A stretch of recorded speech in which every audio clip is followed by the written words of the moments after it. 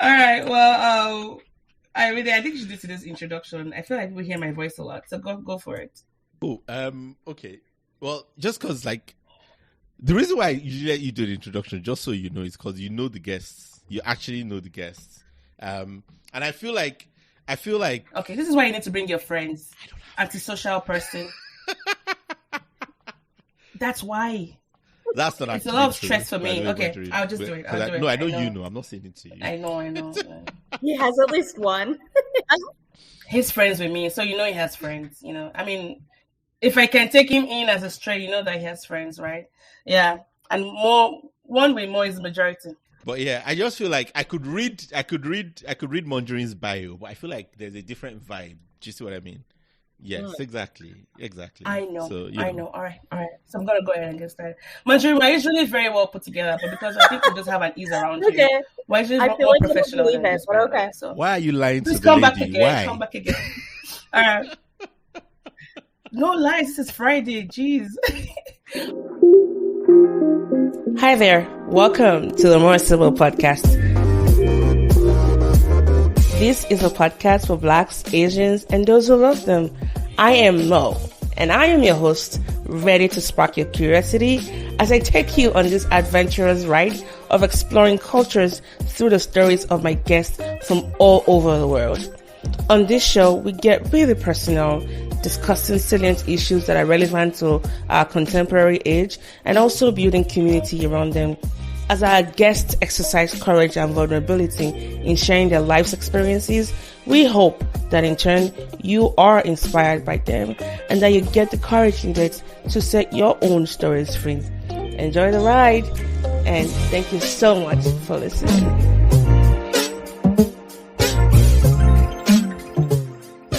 All right, welcome back everybody to the show. This is Mo and Ayomide. And today we have one of my very, very special friends. And how do I even describe her? But let's just start. There has to be a way to describe her.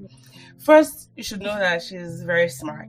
You know, she completed her PhD, guys, within the Behavioral and Community Health Department at the School of Public Health in University of Maryland, College Park. She also had, an MPH, with a focus in health promotion from George Washington University. For her undergrad studies, she earned a BS in neuropsychology from the Penn State University. So this girl is, she's loaded. She's interested in interventional and translational research. And we're going to break all of that down. Don't lose us here, okay? Walk with me for a moment. And on the topic of depression and anxiety prevention by means of promotion of mental wellness. She's passionate, and I'm telling you, she's very passionate about global mental health, humanitarian health, social justice, and working with historically disadvantaged and displaced populations. And I know that for a fact because when she moved to Oklahoma, which is where I met her, she went seeking those communities, and she did something amazing in not just volunteering, but also trying to do research to kind of help improve outcomes. Again, she's very badass. She's interested now in how digital health and M-health can help foster mental well-being in these populations. So she's leveraging all of her, public health and bringing the tech aspect to it. And other things that I know she's very good at is tennis and pickleball. And I'll say that because she has my husband Taiwo, T-Dog, as you guys know him on the show. He's a tennis player, and he's said wonderful things about this lady. And if Taiwo compliments your tennis skills, you're really, really good. Well, she's also Bengali American, and she's a Muslim as well. She's second generation Muslim Bangladeshi American, and she's actually the second Bengali person we're having on the show, or maybe in the first one. Everyone, without further ado, please join us in giving a standing or maybe a muted ovation, because this is actually recorded as you're listening to it, to Munjireen as she comes on the show. Say that. Hey.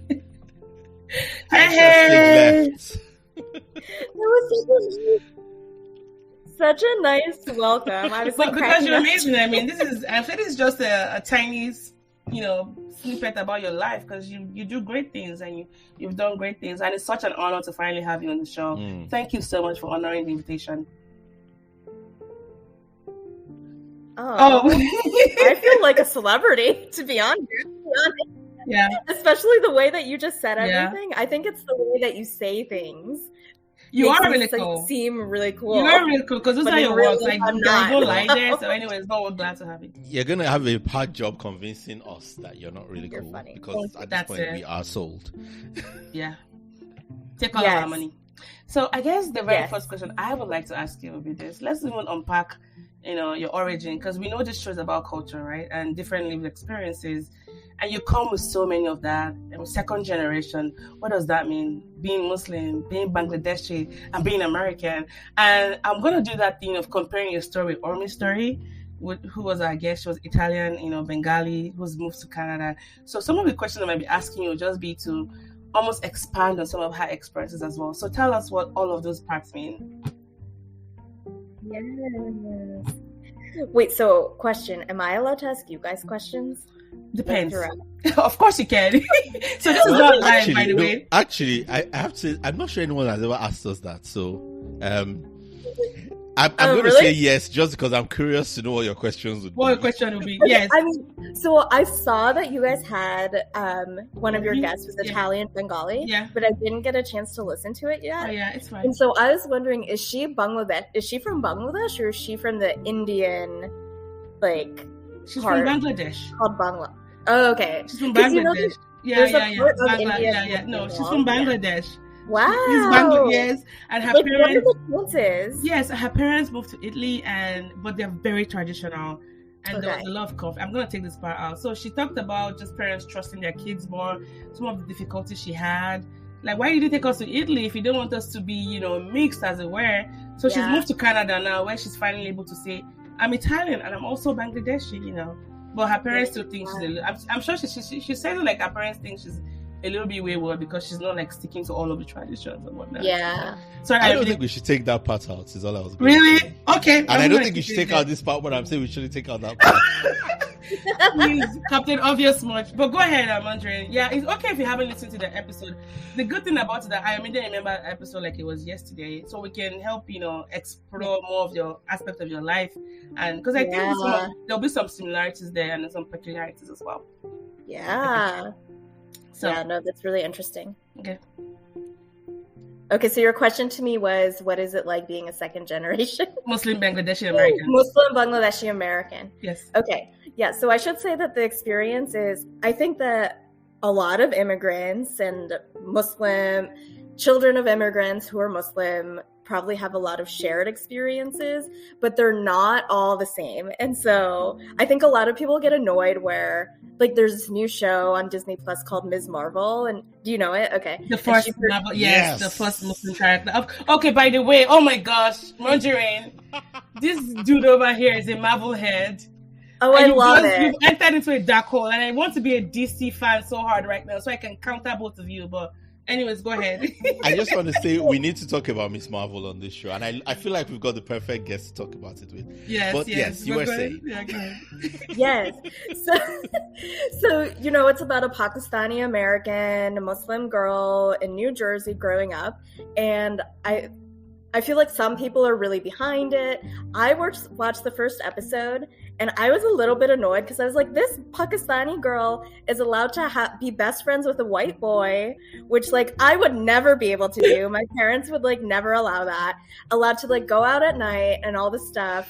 And so I do know there's a group of, Muslim Americans who are like, oh, I did a poll on my Instagram, actually, that was like, were your parents more strict than Kamala's, the same or less strict? And most people said that their parents were more strict.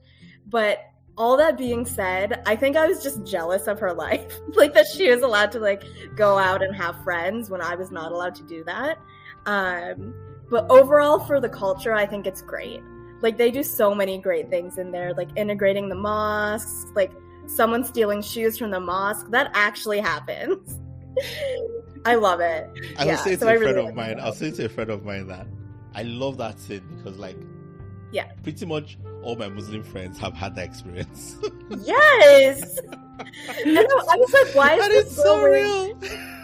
She was wearing Gucci sandals or something like that, and I'm like, girl, you don't wear Gucci sandals. Yeah, I'm not even Muslim, but I know that much already. Going to the mosque. Right? Those Americans.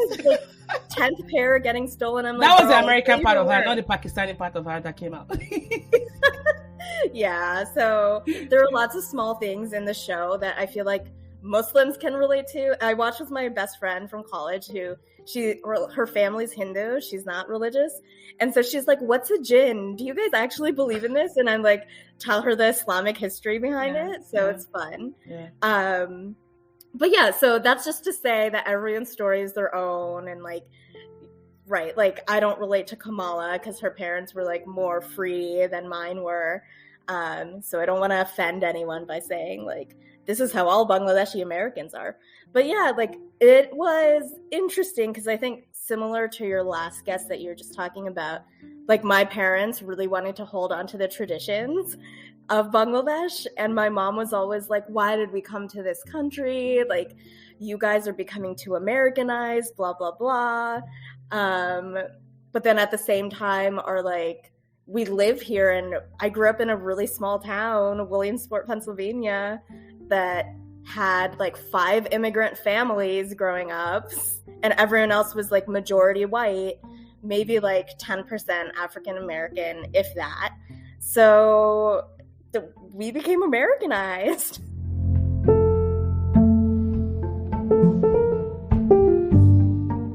Yeah, I think what you said just now actually speaks to something that I think it was Omar who put this the best about how it's Omi, sorry, about Ormi, how Ormi, yeah. Mm-hmm. So this is what you said. Just is something pretty much most of the people we talked to have brought up, but I think it was Umi that articulated really well. And basically, she said, "Is this tension where parents bring their kids here and then want the kids to be like where they were from, but it's like for the kids, it's like, but you brought me here." Exactly. What did you think was gonna happen? Exactly. And like I understand it. Like they brought us over right so that we could get a good education and do well in life. Like I really understand it. But then for my parents, I feel like they didn't teach us that much about the culture and our history. And then like, so they grew up, they were in college when the independence war happened with Pakistan. And so I know that a lot of things were traumatic for them that they saw. So maybe that's why they didn't talk about it. But like I had to, as an adult, look up the history of like everything that happened. And to this day, my dad doesn't really talk about everything because I think it was just too traumatic for him. Yeah. It's a lot. Even like, so for Nigeria, we had like, you know, there were some similarities. We were colonized, obviously very different histories in many ways. But you know, there's a thing that I think, and I think even in Nigeria, you see this, right? So, Tony and I have talked before about how like we grew up in a generation where people didn't have their kids speak the Nigerian languages. And we're encouraged to speak English more because there was this idea then, which thankfully has died. I hope a hot flaming death. The vernacular one, right? There was this idea, yes, that if you didn't speak only English, that the local languages would corrupt your English. Yeah. You know, and so we're encouraged to speak English. And so a lot of kids from that generation and onward started to sort of lose those languages. And now people are trying to get those back.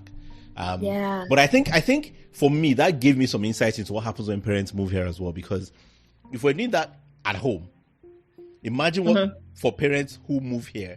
And then there's this sort of, I think it's just a mixture of desires, right? So it's like you want the kid to have the identity, but also you want the kid to integrate. And also you want the kid to do well and be successful because that's why you came here. But also you don't want to lose what you know, and it's like, it's like, I think it's a lot, and many of them don't really process what they're really trying to do. They're just sort of making it up as they go, I suppose. Yes. I feel like a lot of parents are. Yeah. Maybe making it up as they go. I know. But yeah. Oh, have you guys ever... Yeah, go on. I was going to ask, have you guys read... Do you know who Trevor Noah is? Do we know Trevor Noah? Do we know Trevor Noah? Okay, just asking. Because I read his book, Born in Crime. And he talks about the language and how speaking English was like, I don't know, like a status symbol. Yep. And just like reminds me of colonization. It still is. It still is in many parts of Africa. Yes, it is. Yeah. It is. Yeah. I mean, Yeah. we talk a lot about neocolonization, which is, I don't know if that's something you talk about a lot in Bangladesh, or in your Bangla communities, about the way colonization continues to sort of be expressed in sort of modern forms, at a distance, so to speak. Yep. Across space and time. I don't know if it's something that's talked about, but since I was born like a little bit separated from it, like I can see both my dad went to Victoria College, which is like left over from when the British were there, and those were the good schools. And my cousins right now, I have one aunt still in Bangladesh. They go to English medium school which is more expensive, and you have to have higher test scores to get into, because they want everyone to know English, and because that's how you're successful, right? Yep. So that's the rules. I know. Right. Yeah. And then the local schools like aren't as good. So your country just sounds like mine. It's just funny how the same colonizers, different countries, but almost the same stories. And kind of like your countries, the British people have left like many years ago, but have they really left? Exactly.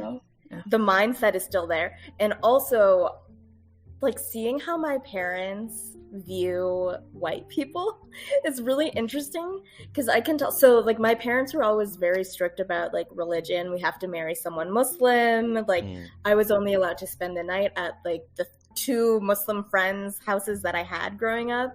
And they were really strict about that. Like I was allowed to do schoolwork with everyone, that's fine, but I think they only wanted me to be closest to the other Muslims in the community. And then my sister married a white guy who he's the best. I love him. He's like a brother to me now, but at first it was really hard. And I feel like the only saving grace was that like my parents view white people as like higher than us in a sense, that like they're not. And I can tell when my in-laws which is part of the colonial fruits, isn't it? Yeah. So like they allowed it to happen. He also converted. And so they allowed it to happen, but I'm like, if he had been any other race, I feel like it would have been different. Plus his status, he's a neurosurgeon, right? Yeah. Yeah, I know. They're like, well, a dime a dozen. It's an approved profession. Yeah. Because, Asian and African parents, doctor, engineer, yeah. That's true. Yeah. And I feel like my mom's always like, oh, what will his family think? Blah, blah, blah. And like, always like cooking meals for them, all this stuff. And I know that's part of our culture, and they would probably do it for like any spouse. But to me, I'm like, is this extra treatment because they're white? Like, I don't know. Yeah, still a bit of that. Yeah. So yeah. I was gonna make a silly joke, but I'll just pass on. Like, are you planning to maybe bring a white person home as a spouse just to continue that narrative, double the handbrake? They would be like, "Oh my god, an astronaut it's happening again." Yeah, like an engineer, astronaut, doctor, profession, because the bar has already been raised. But yeah, I was talking with some friends recently about how even in Nigeria I grew up seeing people often treat white people in Nigeria with a bit sort of deference, like even as little as things as like serving them before you, and it's like in my own country, grew up doing that. They still do that even at the airport. In my own country, why? Even at the airport, why am I being treated as secondary to someone else in my own country? But where it's coming from. It's coming from, like you said, it's coming from that history. Yeah. Right? You know what I love to do? Yeah, go on. This is really messed up. When I'm in my car and like someone walks by and the door's not locked, if they're white, I'm gonna lock my door on purpose so that I hope that they hear that I locked my door. You know what it feels like, right? Exactly. Thank you for doing that for the tribe of women and minorities. I know. Other people, I'm like, whatever. I mean, I don't actually think like I'm gonna be harmed. Yeah. I'm like, let me just do this. Yeah, but I get it on a sense, because it's sort of like a pushback against because the truth is, in a sense, that stuff gets passed on to us too, doesn't it? And so it's like, it's like pushing back against it and saying, no, I will not defer just because. If I'm going to defer, I'm deferring for a reason, but not just because of how you look, and not because you're actually, in a position of earned superiority, right? Exactly. Or because like you're leading for a good reason or something. Like, yeah. I was going to ask though, because you talked about, we've talked about like your parents moving over here, and I'm sorry now, but I can't get Kamala out of my head. This is what you did, yeah. But like obviously, so like in and obviously we've talked about the fact that parents often bring their kids, one of the biggest reasons is they're looking for opportunity, right? And they want success for themselves, but often it's really for their kids. So, but also there's also traumatic reasons people move, and in Miss Marvel it was a lot of it had to do with the partition. So I'm wondering. And obviously, I don't know how much of this might be sensitive, but I'm wondering what was it that, as much as you understand, that led your parents to move. So for my parents, it was go on. For my parents, it was like maybe a little bit more straightforward. But my dad, he worked for Bangladesh Bank, and so they paid his tuition to get his master's degree here.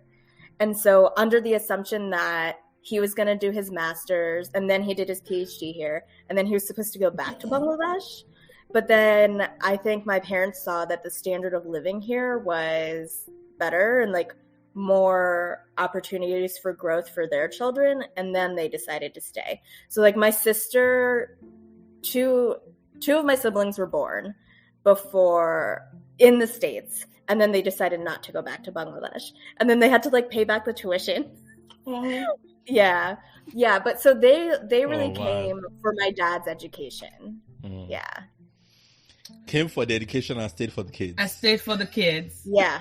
Because I think that my mom says that she thinks her life would be better if she was still in Bangladesh. Oh, really? And I mean, it's a different life, right? Like you have people working for you, cleaning, stuff like that, cooking for you. Yep. He or she had to do all that on her own. Like, I don't blame her.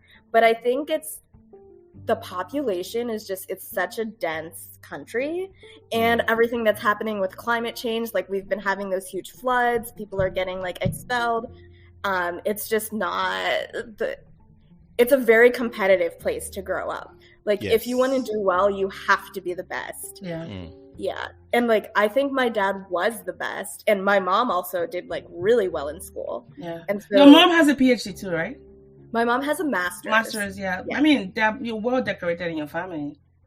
Yes. Yeah. And I think what you said about your mom saying that Bangladesh would have been better, most people don't realize that when immigrants come here, oftentimes they have to, like, start all over from the beginning. Like, they are the lower status. Yes. You have a driver, a cook, a nanny. I can't even afford to do that here. I know. Man.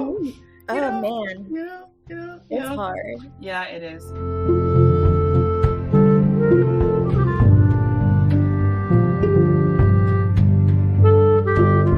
I was going to say one thing that I just thought of about like being a second generation immigrant is how I know a lot of people are like, you don't know which world you belong to. Like, are you American or are you Bangladeshi?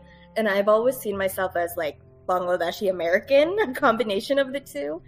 But it's really interesting. People fall in like so many different parts of the spectrum.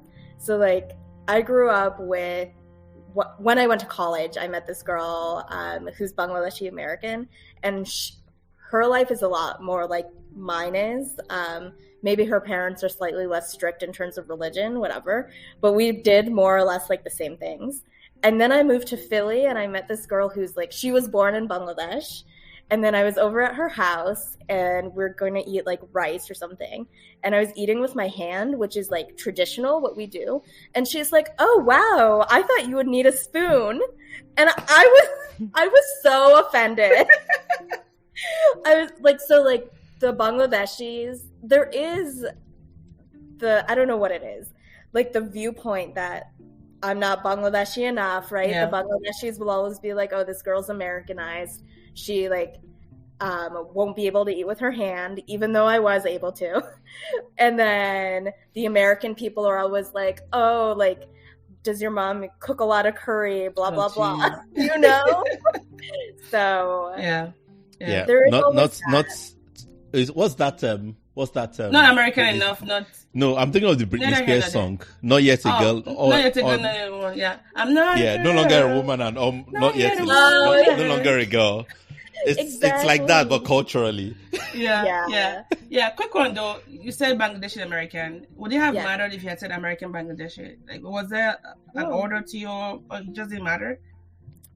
I don't know. I guess I thought the term was Bangladeshi American. Okay. No, I mean, I asked Omi the same question because I wanted to know, was there which was like, it was going to mean the same thing. So what did she say? She said it didn't matter.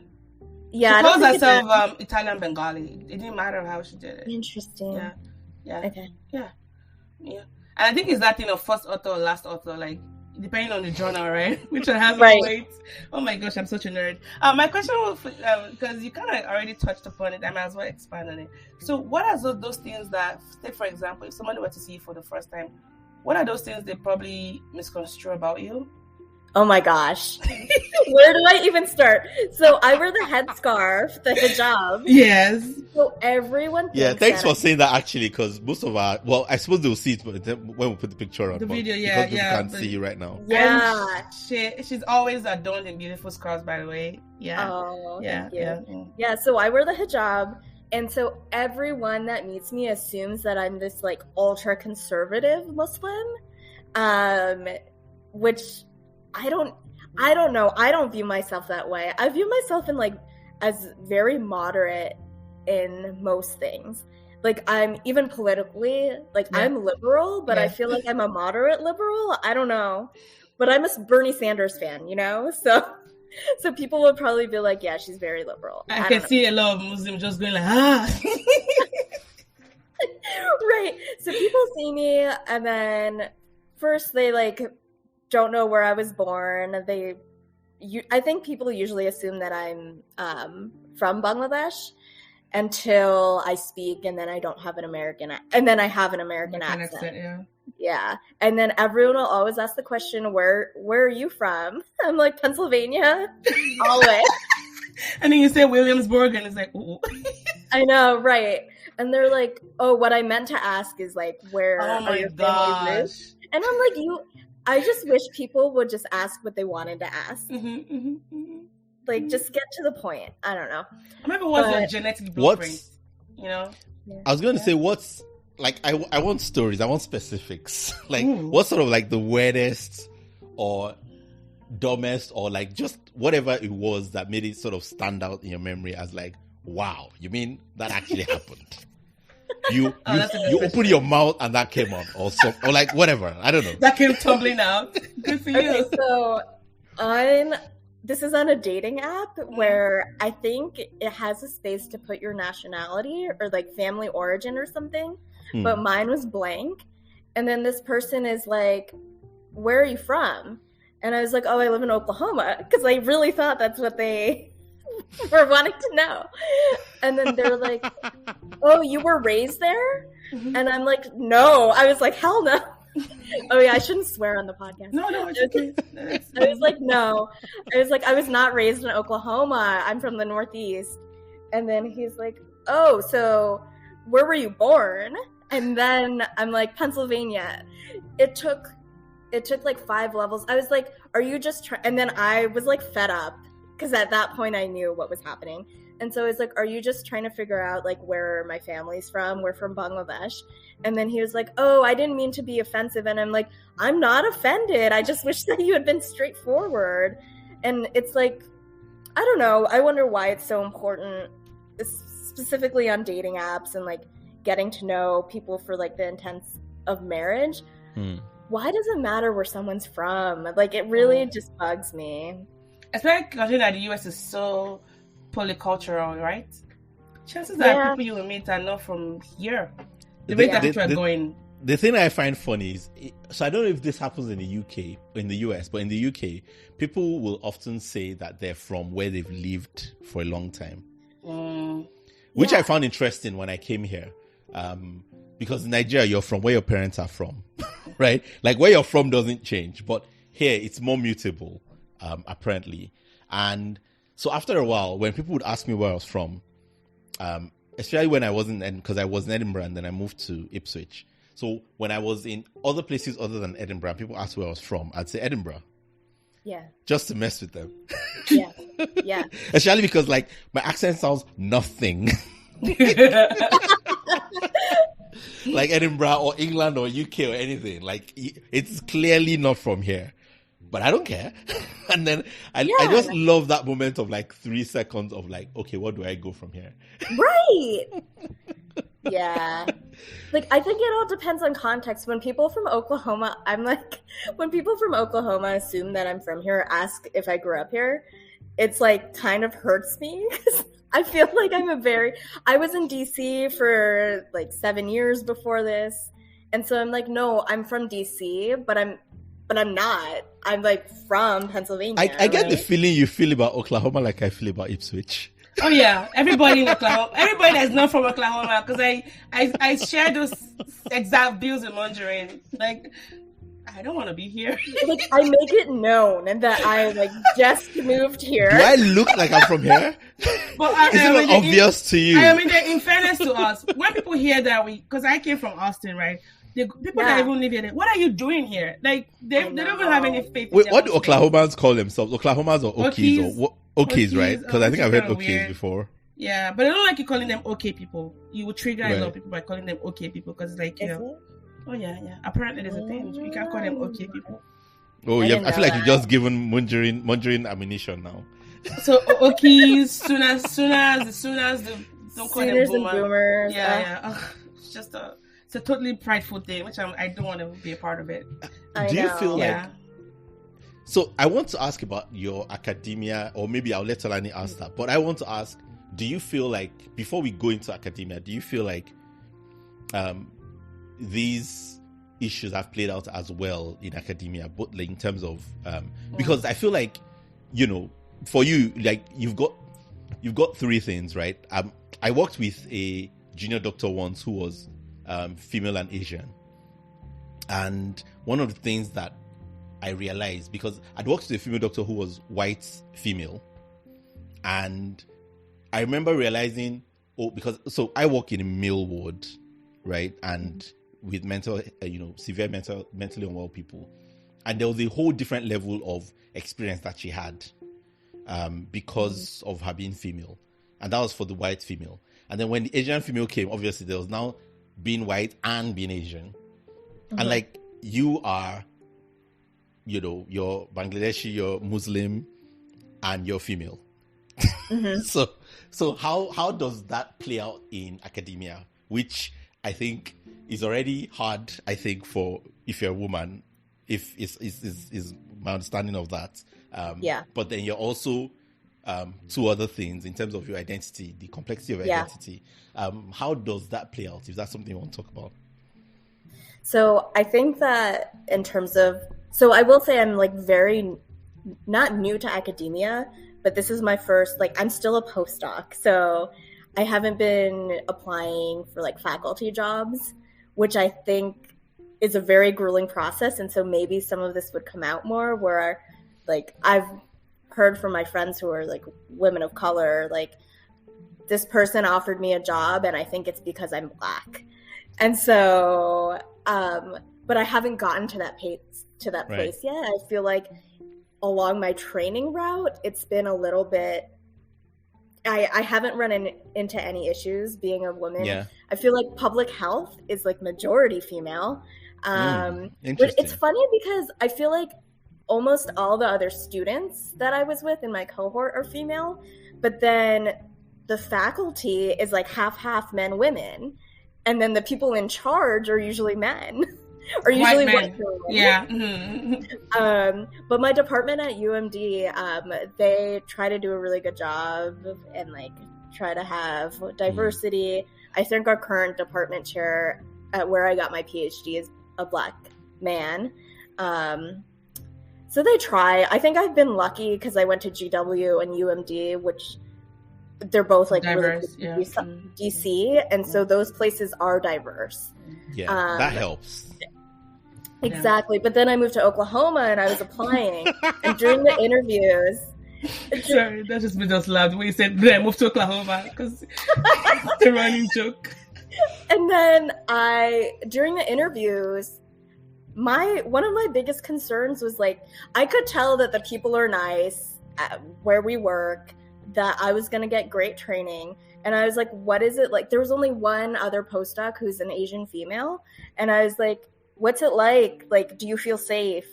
Because in my mind, Oklahoma's like, but that was more about Oklahoma's where it's situated geographically and not about academics. Like being in the South or... Yeah. Right. And didn't you say your mom came with you to come see the place? She was so worried. She came. She was so scared for me. But it was fine. So I haven't really... Like, I'm sure that it is harder, but my experience, thankfully, because I went to these diverse schools, it wasn't that bad. Yeah, that's good. I will say, though, in my PhD program, I won't say her name, I'll just call her professor. It was me and one other girl in my cohort. She's Indian. Her name's Reva. She doesn't wear a headscarf. We look very different. She would always mess up our names. Oh, jeez. Let me guess, she was a white professor. Yes. Yeah. And older. Oh, jeez. You had just one job. Always. And then I just wouldn't respond. She'd be like, Reva, blah, blah, blah. I'd be like, dead face. I'm like, she couldn't be talking to me. No Reva here? Yeah. Where's the Reva? I know. Oh, my goodness. Yeah. I remember before you got hired, when Dala was telling me about you, like, she was, there's this new postdoc coming. And I don't know if you remember the first time we got on a Zoom call. I remember you asking me, are you safe? Like, do you walk around at night? And I'm like, those are really good questions. Because, from DC to Oklahoma, that's like a big move right there. It could be as the same thing as moving to a totally new country. So, anyways, my next question for you was going to be this. But before I ask that question, you said you're just a postdoc. Honey, no, there's nothing like just a postdoc. You guys, you run so much things, you do a lot, and so never say just a postdoc. I know. It's like if someone said they were just a millionaire or something. As in, I don't know. It's like, okay. Yeah. So, I just mean, like, I think the training process is different. Different than applying for jobs. I get that, but I didn't want the listeners to just think just a postdoc was just like being like, no, it's intensive and it's grueling work that they have to do because, they're just out of school and then they're not yet, on a tenure track yet or whatever, but it's still equally as intense, if not more. Anyways, my next question was going to be really about the academic part of things, even your research. BS in neuropsychology, got your public health master's, and then a PhD.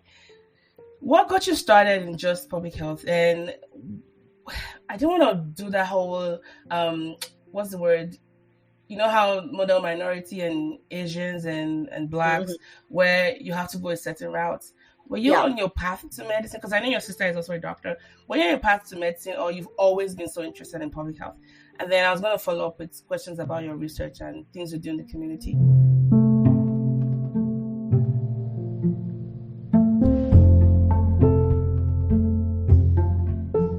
Yeah. Okay. So let me think. Okay. So how did I get into public health? Very good question.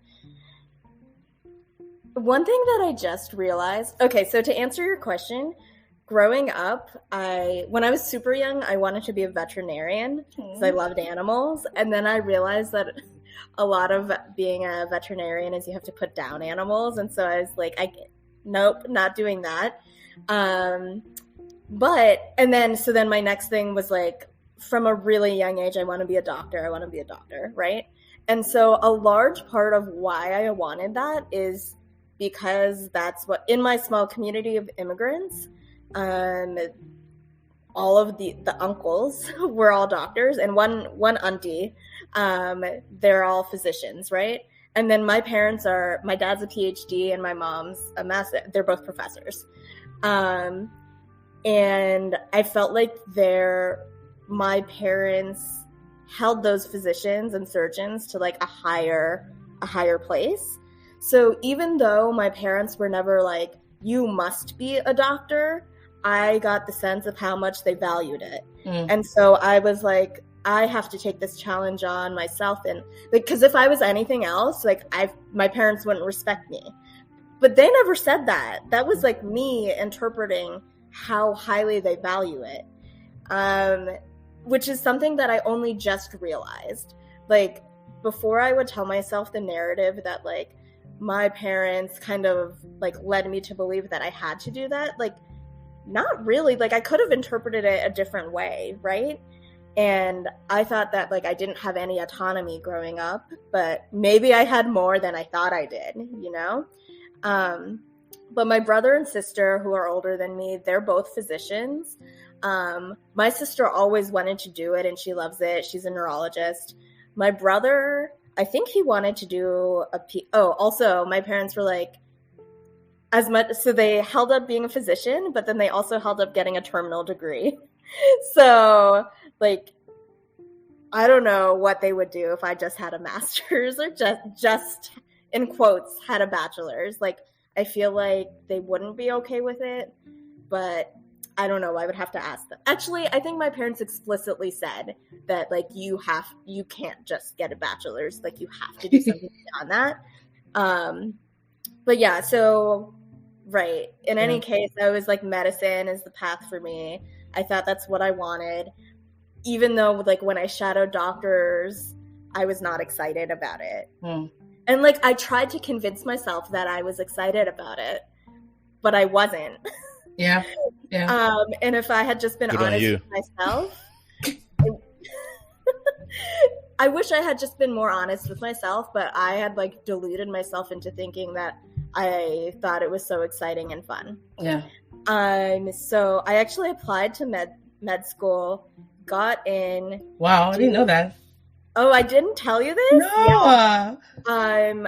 I didn't even finish out this. Oh, wait, let me backtrack. So I was pre-med in undergrad. Well, I was like bio, neuropsych. And then afterwards, I did a gap, not even a full gap year, but I did public health research and I just stumbled upon it. Like my sister had a connection in Philly. My brother was going to med school in Philly. And so is it cool? I can live with him and I can do this research and it'll make me look better for med schools when I actually do apply. So ridiculous. And so then I was working at St. Christopher's and Drexel in Philly, doing adverse childhood experiences work. And yeah. And so then that's like the first real taste of public health research I got, and I really loved it. I loved that it was preventative. I loved that it was more population based. I was actually excited about it. And then I start my like first semester of med school and I was like, this is not it. I do not like this at all. Like, and I kept telling myself, well, I can stick it out and then I'll be sure to have a good job with a good salary and I can still do public health work, but it wasn't worth it. Like the stress and like how it was impacting my mental health was just not worth it. Like, why would I stick it out when I could just get an MPH and study public health and do the thing I wanted to do anyways? Yeah. Like without the misery. Yeah. So then I told my parents, I was like, no, like it's not even worth me like finishing this semester. Like I really don't like it. And I know that I want to do public health research. Yeah. So then I applied to MPH programs.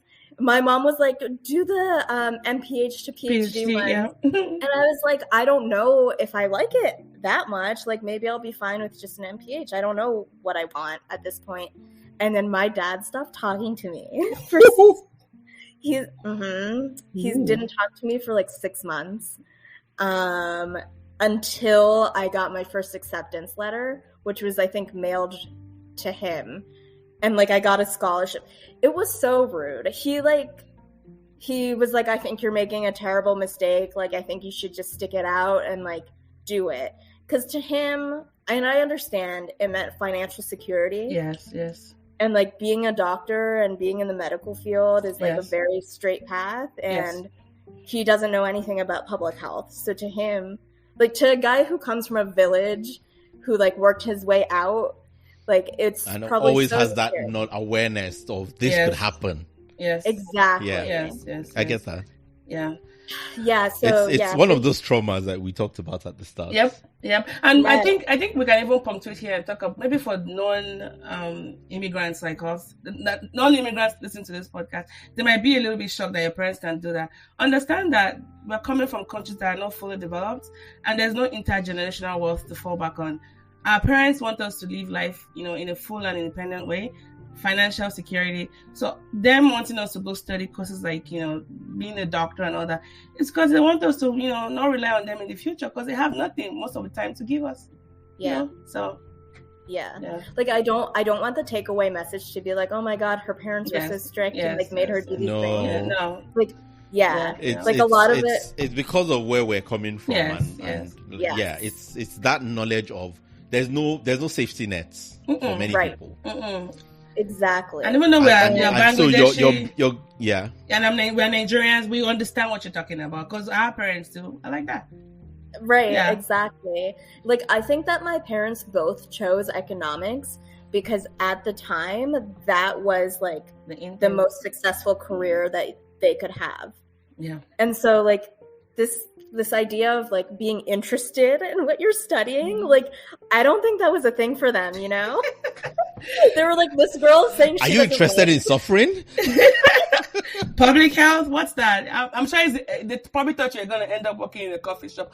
No offense to anybody working in a coffee shop right now. Work is work, it's dignity. And I should say this so far, Munjireen. Ayomide and I both think you're a great guest. Like you're refreshing to talk to, and we loved all your responses so far. So just wanted to say that here before I move on to the next question. So I know for a fact that you're very well interested in refugee health, and I know you've volunteered a lot. It was more from you that I heard, because I interviewed someone on my show who was Afghan American, and when the whole Afghanistan crisis was happening last year, they've always been a lot of issues going on there. And you told me that fact about Oklahoma taking the third highest number of refugees. I would not have known that fact if not for you telling me, and I remember it like yesterday. And I know you also volunteer for the Sparrow Project, and you're trying to work together with them to develop some interventions that can help improve the outcomes of Afghan refugees. Why is this important to you, and what has been the most benefit you've gotten from working in this community, especially the underrepresented and often misconstrued population, the refugees?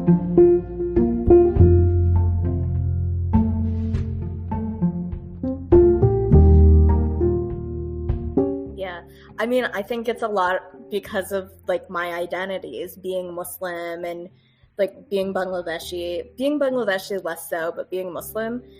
The highest amount of refugees come from Syria, I believe. And then Palestine is also one that has a huge number of refugees. And so I grew up with, out of these 5 immigrant families in my hometown, one was a Palestinian family and one was a Syrian family. And they were the ones we were closest to. And a lot of stuff that happened in Syria was happening as like I was growing up with she's my best friend from childhood. And so like she was losing people like pretty on a regular basis. And just the thought of what a refugee is, anyone who's displaced, honestly, it's just so heartbreaking to me. I like feel like it's like being the most vulnerable at no fault of your own. And like that's not to say that other populations it is their fault. It's not. But to me, I'm like, they had literally nothing to do with like whatever's happening on a governmental level, and they have to suffer and they have to move. Like it's just not fair. And then they get to a new country and they face all of these barriers, like acculturation, like just so many things that like if I can help in any way, I would love to. And I feel like I can do something like do a mental health intervention for this group, and it could go a lot longer of a way than if I were to help someone that already had resources. Like I feel like they're very resource limited, and I would like to give my time to do that. So it started off as like thinking like Palestinian and Syrian refugees, but unfortunately the world keeps making more and more refugees. And so don't limit myself to just Muslim refugees, but refugees of all kind, displaced people of all kind. But how I initially started getting into it was hearing the stories from my Syrian and Palestinian friends. Yeah. Speaking of, speaking of being Muslim, I feel we can't have this conversation and not talk about that. How has that played out for you? Like, what's been your faith journey? Especially because I think for someone who grows up in a religious sort of household, there's often this period of moving from the childhood to the sort of more adult faith, right? And sort of coming to own it as yours, and not just as, oh, this is the thing we do in the house.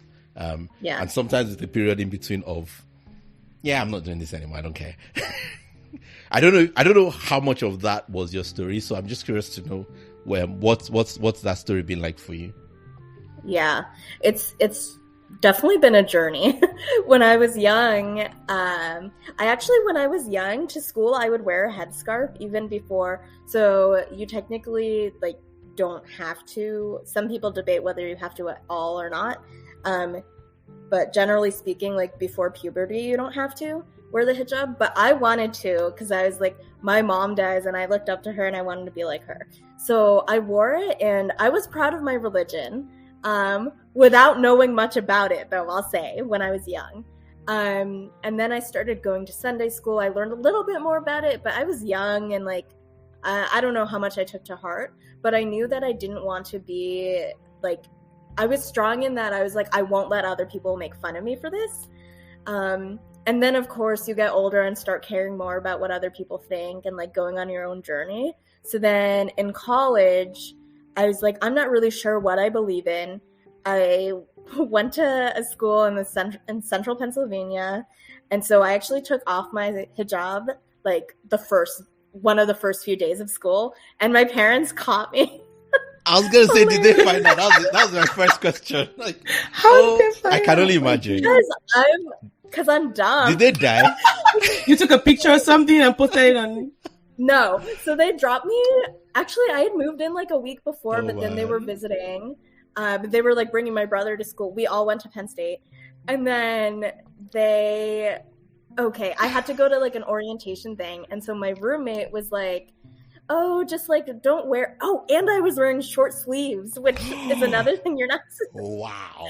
Yeah. So then my roommate's oh, it's fine. Over. They're We've gone lost by her. now. We've lost our daughter. We've lost her. Yes. So Americanized. So I'm yeah, they're probably gone at my brother's place by now, so I can go to this orientation without my hijab and wearing short sleeves. And so I walk out, and there was so much traffic because it was move-in day that they had just come around the bend. Yeesh. Right. And then and so it was even more obvious that you were doing this with the intention of them not knowing. Not knowing, yeah. Yes! Oh, wow. And then my dad loves to pretend he doesn't notice anything. He's you must have forgot, huh? And I'm the immigrant family, passive aggressiveness, right? They don't want to basically, I'll see you at home. Yeah, you're in trouble, little one. Oh dear, so bad. Yeah, you must have wanted to sink into the ground. I can almost feel the embarrassment. It was awful. Yeah. I feel I'm so bad at hiding things. I always get caught doing anything. Awful. But yeah, so in college I was still identified as Muslim, but I think I wanted to learn more on my own terms. I feel growing up, I got a lot of fear-based messaging, you have to do this or else. One of my family members was if even a strand of your hair shows, it's going to turn into a snake and bite you on the day of judgment. And I was now thinking back, that's traumatic. That's hardcore. So, huh? I said that is so hardcore. Yeah, I know. She is hardcore. She's a grandma generation. So, I was scared, and I was praying out of fear of hell. And I focused so much on that. It wasn't until like recently, maybe past 6-7 years since being in the DC area, where I think like I found a community who they focus more on like the forgiving aspects of God and like the loving aspects. And then I started like studying Arabic, Quranic Arabic, so I can understand the Quran myself, and just learning more about it. And I gravitate more towards those like feelings of like mercy and forgiveness and loving. So yeah, it was a journey. And so now when I do things, it's because I'm thinking like God has given me so much that like praying 5 times a day that's not much to ask for.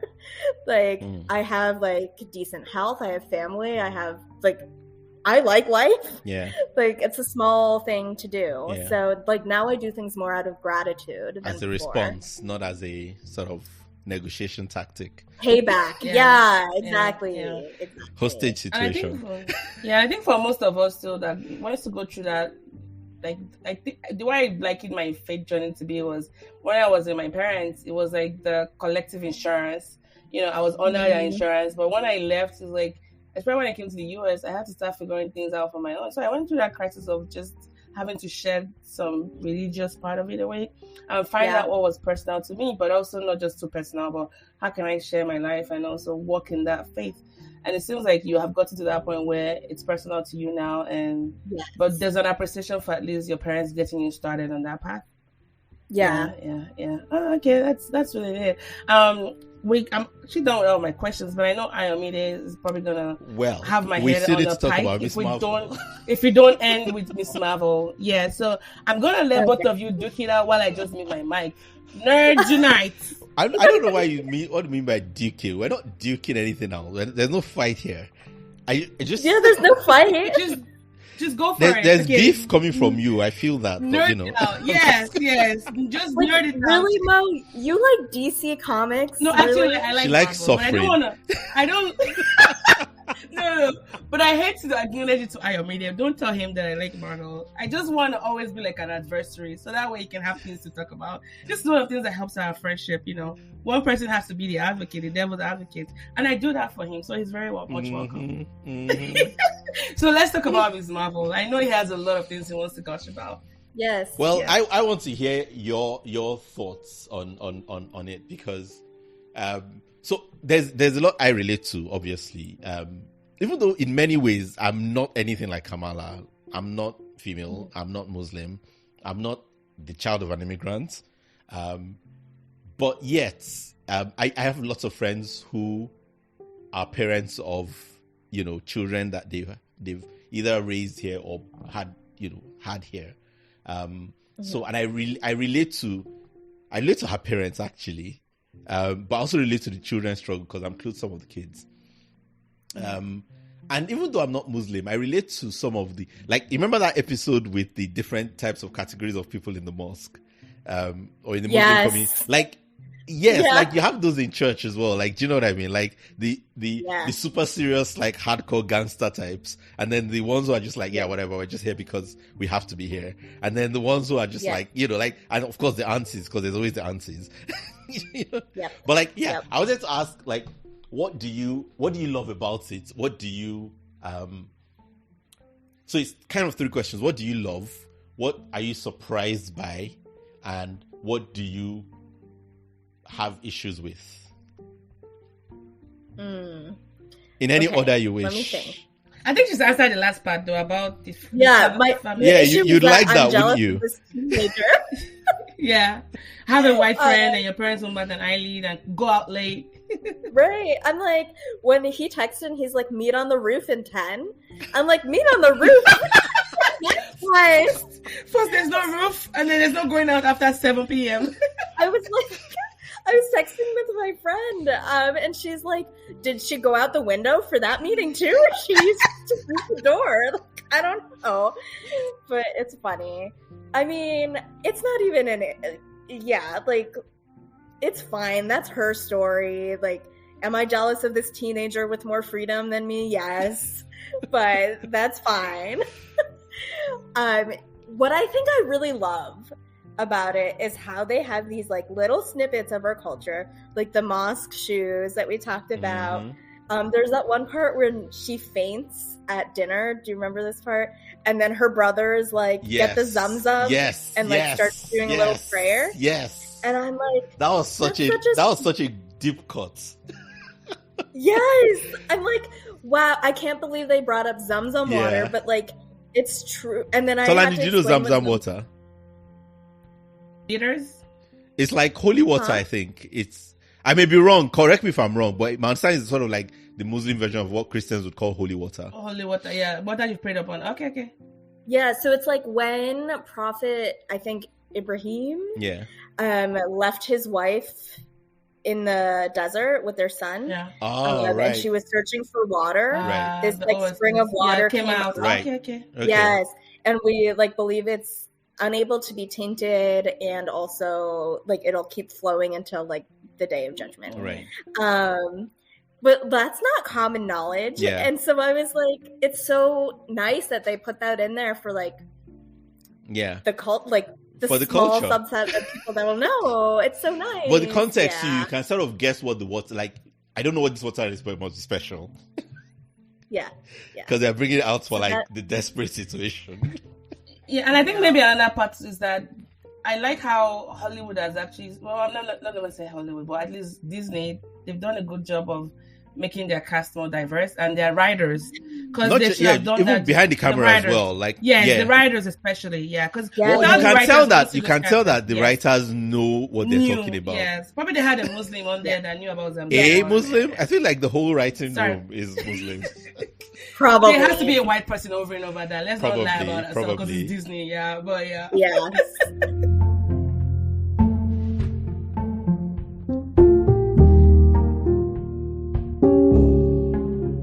And then in the newest episode, they go to Karachi. Yes. And I feel like they make it seem so beautiful. Like they focused on the beautiful aspects of it. And I'm like, I'm glad, because I'm sure a lot of people who don't know much about like Southeast Asia are watching this. And like, if this is their first interaction with this type of like Desi culture, like it's a really nice one. And I feel like usually it's just portrayed like war-torn areas. Yeah. So I but really like this is how the people from there see themselves. Not how they're seen by other people.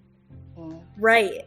And then one thing that I was kind of shocked that they put in was how, but like I'm glad that they did it. At first I wasn't sure how I felt, was when they showed how the women's side of the mosque was like more run down than the men. Yeah.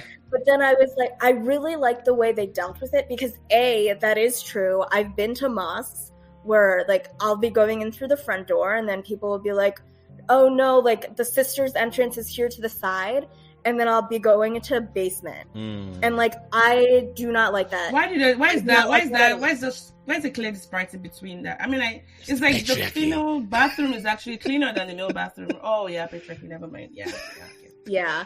But like, the town I've thought it the other way around, but yeah, I think it makes sense. Sorry, the town you grew up in. Sorry, go ahead. The town I grew up in, because there weren't that many Muslims, like we had a really small masjid area, and so the men and women's side, they were like equally good. They were equally bad, but equally like they were the same. It was equitable, right? And so it was weird to like, it's weird for me to then go to mosques where like the women have to go to a different area. Like we did have separate sections where I grew up, but it wasn't, one was better than the other. They were equally but I like the way valued. they did it. Right. Yeah. I like the way they did it because they had this young girl. Nakia. Like, right. Who's so cool. Like, decide that she wants to be the change and that she can make a change. And then, like, the imam is on board with it. He's like, yeah, you should run. Yeah. Like, that's really nice. Yeah. You guys can't see this right now, but Ayomide is in his element. Like, you know when that happens when his nose like grows like twice the size and his eyes are like popping like Popeyes. Yeah, Stop he's in his zone casting right aspersions now. on me. It's not aspersions, it's a visual cue I'm giving. Like, I'm just relaying what I'm saying right now because they can't see the video. Yeah. Yeah, that's my take on it. Yeah. Okay. What is that what surprised you, by the way, or have you mentioned that yet? Like something you weren't expecting that took you by surprise, for good or ill? Zamzam water. I wasn't expecting that. But so I was surprised that they highlighted the difference in the women's and the men's side. Right, okay. Because I was like, oh, like, I guess to me the show is highlighting the good parts of like being Pakistani, being Muslim in America. And so I was like, oh, why would they show that like women are like treated like differently? Yeah. Like that's a bad thing. But the way that they chose to handle it, I think, is positive. Yeah. And I mean, like there's people that is who are what pushing back happens. against it as well. Exactly. And it is what happens. And so they should show it. Like those things do need to change. Yeah. So Great. I'm fine with it. Yeah. Yeah. Yeah. Thanks for that. That's really good. Yeah. Yeah. I and funny You enough, know, I had that sometimes thought about that bit as well. Like, but go on, you're about to say Yeah. something. Oh, because like I'm like sometimes I feel like I have to be protective. Absolutely, of, I get like, that. the I mosque. get that. It's a minority Yeah, the thing. mosque We always religion. feel Yeah. the need to protect, Yeah. especially when you know you're mostly seen negatively. You really want Exactly. to make sure you become hypersensitive to that, don't you? Yeah. Yeah. Exactly. So I'm like, don't show that, but like it exists. So show it. Yeah. And show that we're doing something about it. Yeah. I was Yeah. talking with some friends recently about how like where you hope we get to is where we can afford to be as bad in public as majority cultures. Yes. Do you know what I mean? Like where we Without don't having have to to be explain. perfect. Yes. But like no, Yes. yeah, we can be bad too. And yeah, because without having it reflect on the entire culture. Yeah. You know what I mean? Yeah. But it's like this do. sort of Yeah. process of like you start off looking like terrible people, and then you get to where you're seen as okay, maybe there's some good ones, and then you have the sort of minority, sort of model minority, and then you get to Right. well, there's lots of good ones, and then you get to yeah, but you know they can be bad too, and that's fine. They're human. Yeah. Exactly. It is human. Yeah, But I think this is the first stage we're seeing. Like at Yeah. least there's some representation. yes, 100%. yes. Yes, and with time it can get refined. Hopefully they don't like lose its momentum because my goodness. Right. Right. So that's why I was like, when I did the poll of like how strict are your parents compared to Kamala's, Yeah. I'm like, should I even do this? Because I don't want to make it seem like I'm like mad about something that happened. Because overall, I'm so happy. Like Yeah. I'm so thrilled that the show even exists. But like, it's okay to be happy about it and be like, there's this one aspect that was annoying. Like that's fine. Yeah. It doesn't have to be black and white. No, absolutely. I'll tell you my one gripe with the show, actually, which is sort of a weird gripe, is I feel like it's an amazing show. I love the music, by the way. We haven't talked about the music. It's got like Oh my the god, I most love amazing the music. Yeah. but The one Riz Ahmed song. yes. To deal with it. Oh yes. It's And like good. the way they Yeah. bring them in, and it's not just the music is great, but then the way the music comes in is always so good as well. Like the specific It's so good at it. just the combination of like the music and the cinematography and everything, and the actor is great. Like what's her name? Iman Zelani. Oh yeah. Yeah. She's just her facial expressions are to die for. And I think it's her first time acting. It is. I looked her up and I was like, her IMDb is Doesn't have a lot. one. Her filmography is one thing. This is it. Yeah, that's This crazy. is it. It's wild to me. She's so amazing. She yeah. carries that show as far as I'm concerned.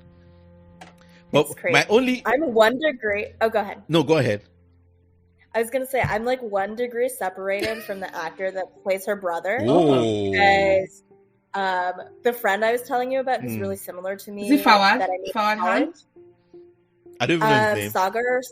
His name's Sagar. I don't know his Right. last Okay. name. Okay. My friend that I met in college that were like family friends, they're like really pretty close friends in LA and like hang out all the time. I think Wow. they're in Turkey right now too. Living And she's like it friends up. with his wife and everything. Okay. Yeah. Nice. I'm like, I'm almost famous. Yes.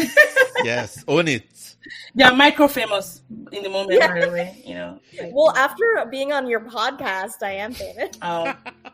Oh, thank you. Yeah, I was just gonna say, Yeah. and then we'll round up. I was gonna say my only gripe with the show, and it's a weird gripe because it's almost like a victim of its success in a sense. Is it's so good at like the cultural part, and I love how it's doing that. that I feel like it's almost forgetting the superhero parts a little bit. And like the superhero, but like when I say forgetting, like it's there, but it's almost like not as interesting. Yeah. I don't know if you feel what I'm saying. So it's almost like they wrote it for that, and they almost forget to write that bit as well. And like as a superhero show, I'm not feeling it as much. But as a fun show about a very interesting young lady and like her life and her trying to sort of find her place in the world, it is amazing. I don't know if that makes sense. Yeah, no, it does. Like Spider-Man is all about like how he gets his powers and then like how he wants to be Spider-Man. And yeah, maybe it will ramp up, but to me, like the fighting scenes when she's using her powers, those are like the least interesting to me. Yeah, exactly. That's what I'm saying. I can fast forward to this. Plus the CGI is not great for those bits. But again, I don't know. Maybe it's budget issues. Who knows? You never know. But we can't have everything. But I love what we have, and it's I only realized this by my third episode. This is actually my favorite show so far of all the Marvel shows, except WandaVision, the beginning, like the first half. I thought you liked Spider-Verse. No, I mean the Marvel shows, the TV shows. Oh yeah, never mind. After WandaVision, I felt like it's just been downhill, and like for me, this is like my favorite so far. What was the last one called with the Hawkeye one? No, I like the Hawkeye was fun. The one after that, but with the guy with the different personalities. Oh, Moon Knight. I didn't like that one as much.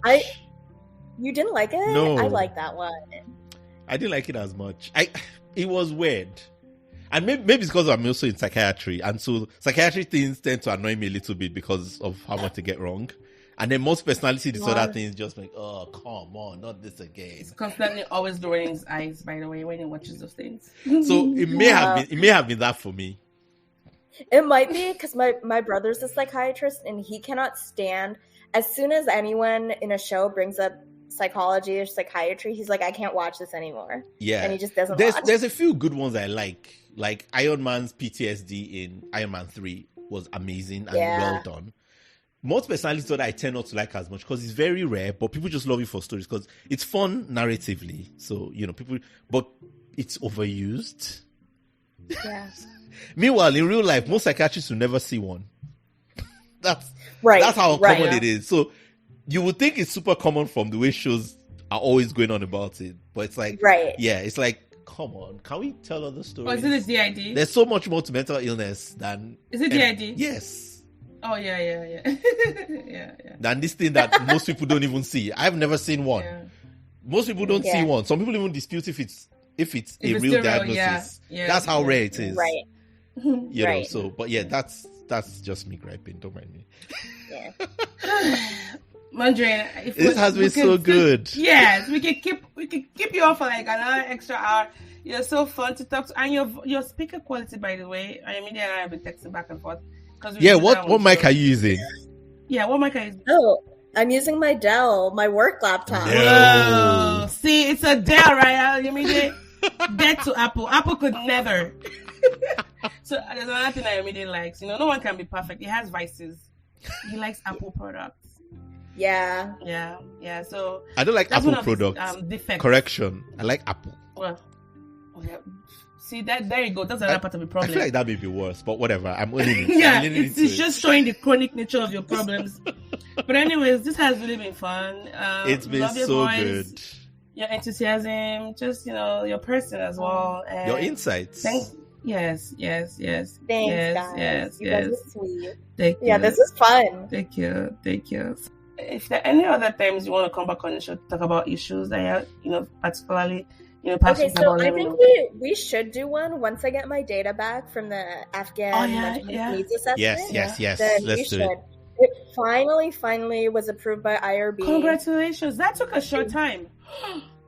A short time. Oh yes.